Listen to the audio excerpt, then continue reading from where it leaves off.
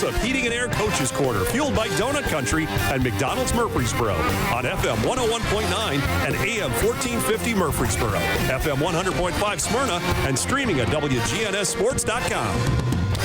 The Coaches Show brought to you in part by our friends at Tennessee Orthopedic Alliance, the largest and most comprehensive orthopedic surgery group in Middle Tennessee.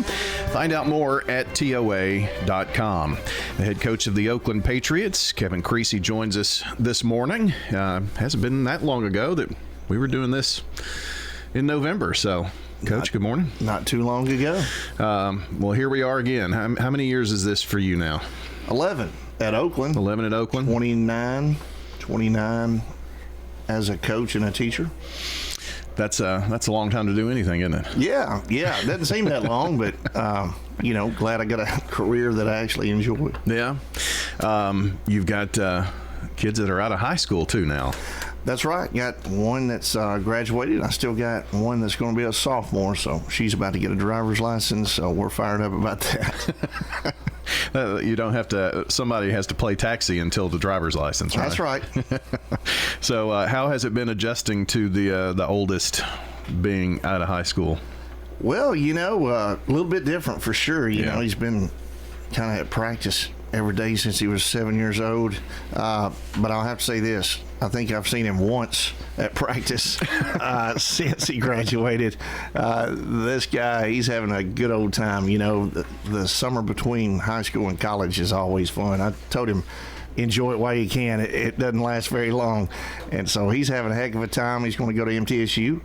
And like I said, he's doing a lot of golf and pickleball. Nice. Working out. I mean, he's probably going to sleep till noon. He may not hear this interview, but like I said, he's enjoyed his time off. Well, he can catch the podcast or something in the middle of the night or whatnot. But, the rec center is a pretty fun place when you're that young. Well, as we turn the page here to a new season, and, boy, the expectations are just as high as they've ever been at Oakland, which I guess that's better than any alternative. Yeah, it's good to kind of have yourself established and have the culture that you want and the expectations that you want, and we've been on the other side of it where we've built it up and had to go through some trying times, but we've lost some really good guys to graduation. That senior class this past year was really special. Can't talk enough about how they were resilient. Not the most talented bunch we had come through, but it was behind in 8 ball games. Came from behind in 8 ball games, and we were behind in double digits in 4 of them. 4 of our 5 playoff games, we were losing, and to have a memorable year like last year was special. But that was last year. We can put that one to rest and focus on this year. We got some good guys coming back, but we got some big shoes to fill for sure. If a coach has 9 lives like a cat, last year you probably used up more than one, didn't you? Absolutely. Like I said, it's credit to the players. The players have been around our program, and they just expected to win. That's something that you can't do overnight. And like I said, I was real proud of them to fight back and never give up. Coach, it's good that you are, while you did graduate some, there are some underclassmen, Craig Tutt, Kyrie, you've got a good core coming back, and, having that experience from last year obviously puts them in new roles as leaders now, though, I guess. Yeah, it's good to see the young guys now in the leadership positions. Like I said, Kyrie Gaynor, one of the best DBs around. Craig Tutt, two-way player, was up for Mr. Football last year as a junior, so keep him healthy. He's going to have a good season. Looking around at Cullen Williams, he's our inside linebacker, definitely going to be the leader of the defense. Cam Sanders, the leader of our D-line, just guys that have been in our program. We always get talked about with all the transfers, and it's just the way sports is nowadays. I mean, from the top level all the way down. But 18 of our 22 starters played at Oakland Middle School. So we're doing a good job with our feeder programs. those guys are wanting to come back and be a part of something they grew up watching, and you don't always get that in big schools. You don't always get that in big towns, but Oakland's kind of got that community feel to it, and a lot of those guys played youth football, since they were real small and have worked their way up through our feeder system. I really think, and a lot of people are doing that here in the county, but the fact that you get these little kids out there that are putting on an Oakland helmet, and then they go to the middle school and the same colors, and they grow up through that. Not every school in Rutherford County has that type of feeder school right across the street, and the middle school has had a lot of success over the years. So, I mean, it would make sense that they keep coming up, right? Yep. A lot of people want, associated with winning programs, and our youth football team's done a good job of winning. I think our middle schools won the county championship like 4 out of the last 5 years. Our freshmen's won the county championship 4 out of the last 5 years. Our JV team's been undefeated for 12 years now.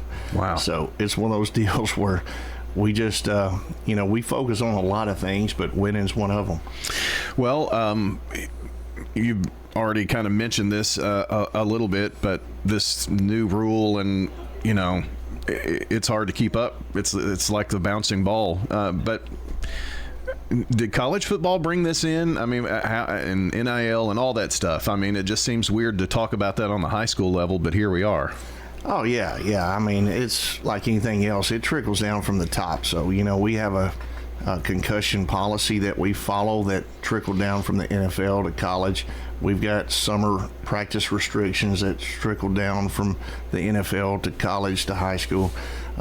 So a lot of the rules and regulations have always kind of trickled down, and unfortunately this NIL stuff and the transfer portal, sort of say, it's kind of trickled down. But I just see it as parents are going to do whatever they can to help their kids out, and we've lost kids, we've gotten kids. People don't always talk about the kids that we had leave. We've had 3 leave since this summer, and they were going to be starters.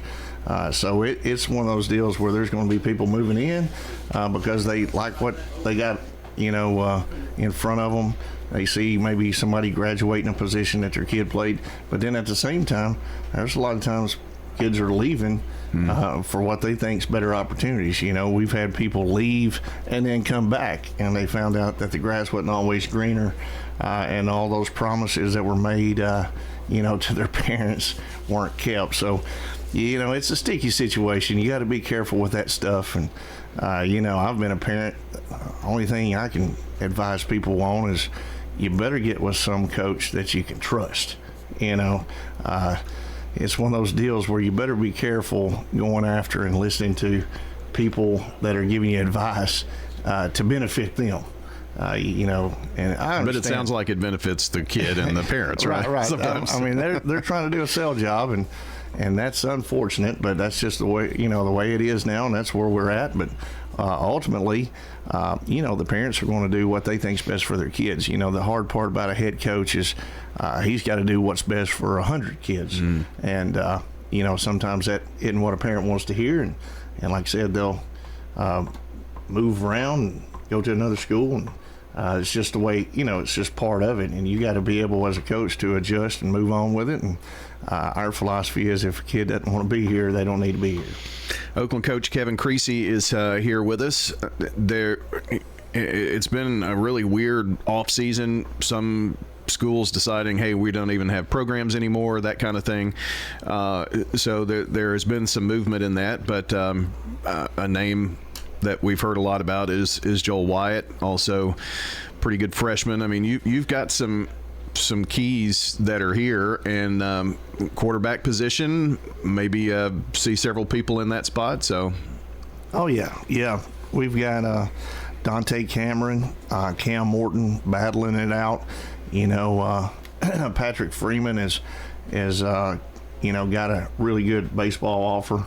And we're still trying to talk him into coming back, because he's a gunslinger. He would help our football team. And competition's a good thing, so we don't mind 2-3 quarterbacks battling it out.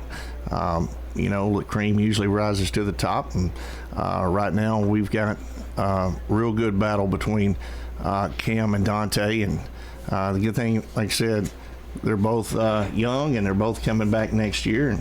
And Cam is only a freshman. That's the crazy part, is he's so talented and he's only, a freshman. We're looking at starting 2 freshmen this year, something that has never happened at Oakland. So, I think Oakland gets a bad rap. A lot of times people are like, yeah, I'm not going to Oakland because they don't play people until their senior year because they're so, deep at every position. That's not true. We're thin just like everybody else. And, we're so thin that we've got 2 freshmen. Of course, both of them are real special. But we got 2 freshmen that are going to start for us. And, if you can play, it doesn't matter, your size, your last name, what grade you're in, you're going to play if you're the best.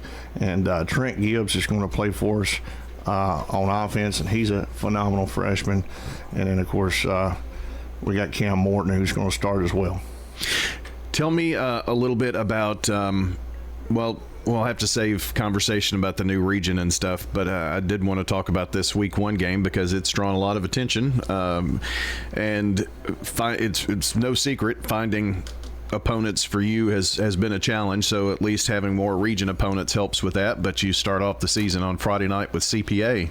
Yeah, the good news is we're not traveling to Texas or anything like that for a game this year. But CPA is kind of dealing with the same things we've dealt with for years, and that's finding opponents, and it's really difficult. And we can complain about how hard our schedule's been over the last few years, but no one has a tougher schedule than CPA. CPA has by far the toughest schedule in the state.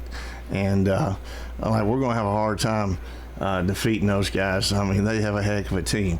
But my goodness, week in and week out, they have some of the best coming in to play, and, out-of-state opponents as well. And they're in a tough region as it is, but their schedule's unbelievable. And credit to Ingle Martin and his staff for scheduling us first, game of the season. And like I said, it's going to be an instant classic.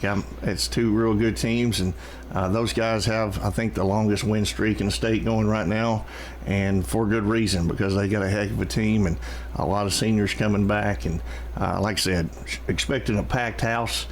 Should be a lot of people there, and should be a great environment. Should be, and that's where we will kick off our 79th season of high school sports coverage here on WGNS. Looking forward to that and the season that is ahead. And, Coach, appreciate you coming in this morning, and looking forward to following the Patriots however far we go in this adventure. Sounds good. All right. Coach Kevin Creasy joining us on the Coaches Show, brought to you by State Farm agents Andy Womack, Dana Womack, Celeste Middleton, Ron Reeves, and Emerson Williams. Like a good neighbor, State Farm is there.